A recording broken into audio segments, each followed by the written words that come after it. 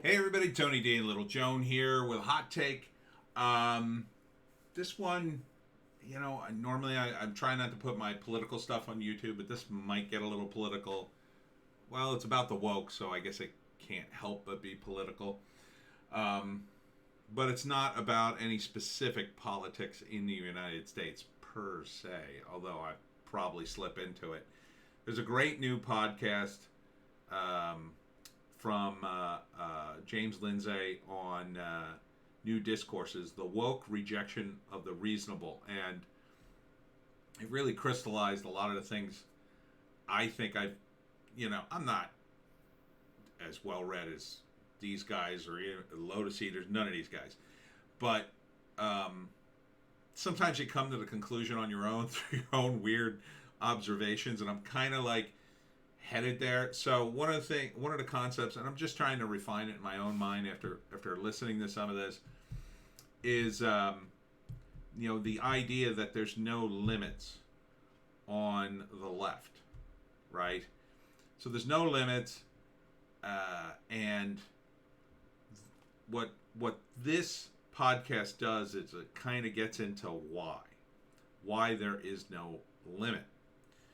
And part of the ideology, and I'm sure I'm butchering this, but I'll try to put it in layman's terms as I understand it, but part of the ideology on the left, and this is far down, this is far left, this is something that to your average Democrat, it's not a conscious thing, right? They're not thinking in terms this sort of, detail.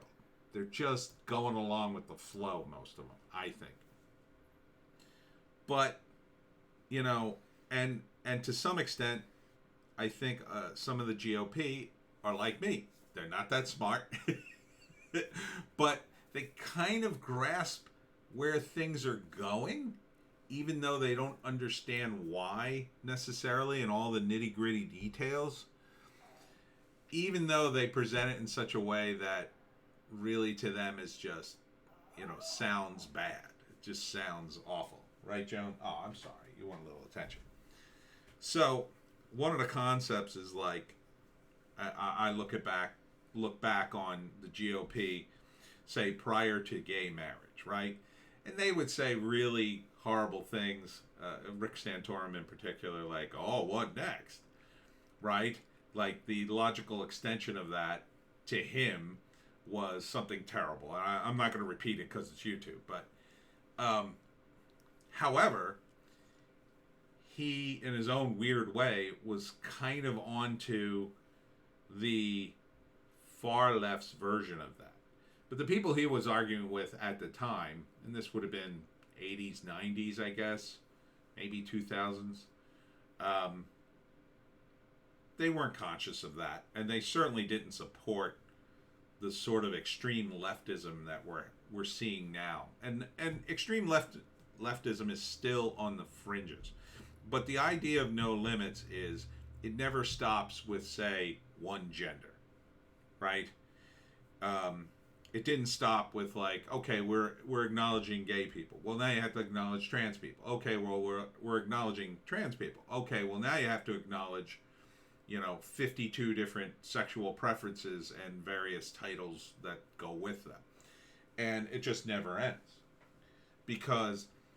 And the reason it doesn't ever end is not that people are on the left, or most of them, are waiting on the sidelines going, aha, as soon as they agree to this, then we're going to ask them for more.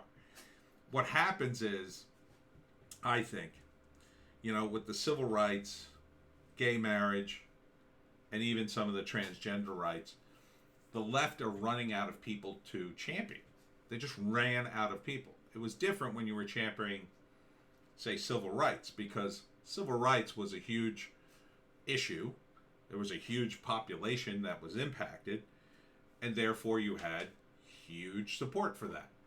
Gay rights was a smaller group, impacted a smaller group. So you had support, still a large, decent-sized group.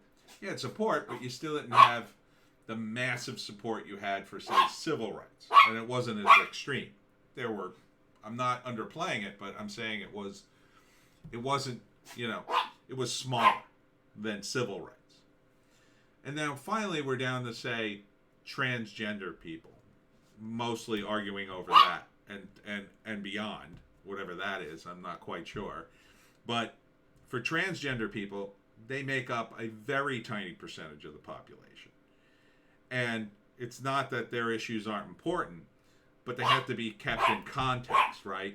So if you got a high school of, say, 1,000 kids, then statistically speaking, you're probably going to have less than 10 kids who are trans, right? You're probably going to have two to 8 trans kids, maybe.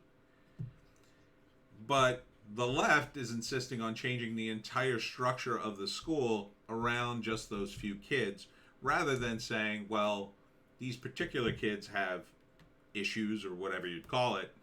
Let's just create a space or policy to, help them, and keep mostly everything else the same.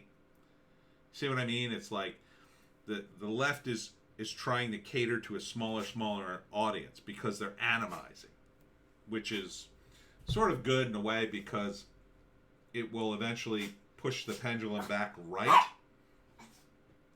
Joan, I'm so mad that you ruined this. I almost had it. I almost had it, Joan. Almost had it. But one of the concepts in this new video that James did is the idea that the woke rejects the reasonable, right? And it's part of that atomization that they reject the reasonable. So the example, I forget the one he did, but the one example I would give would be like you go into a store and you see the take a penny, leave a penny jar, right? And it's got a couple of bucks in it. A reasonable person doesn't take all the pennies and pay for all their stuff and leave. A reasonable person understands that the take a penny, leave a penny jar is for, if you buy something and it's $1.02, you don't want 98 cents worth of change in your pocket. You take 2 pennies out to pay for it. Or if you get 2 pennies back, you throw it in the change jar for somebody else paying it forward. The problem with the woke people is they say, I don't acknowledge what's reasonable. Therefore, I'm going to take all the pennies and I'm going to spend them on just me. And thereby ruining the system for everybody who didn't want a bunch of dumb change in their pocket. You see, that's kind of what it is. And that's kind of what everybody on the left is becoming. They're becoming these people who will ruin everything if you don't give them everything. And that's my thought as much as I could get it out with my dog ruining the video. So I'm going to go take care of little Joan. And I hope you like my thought for the day.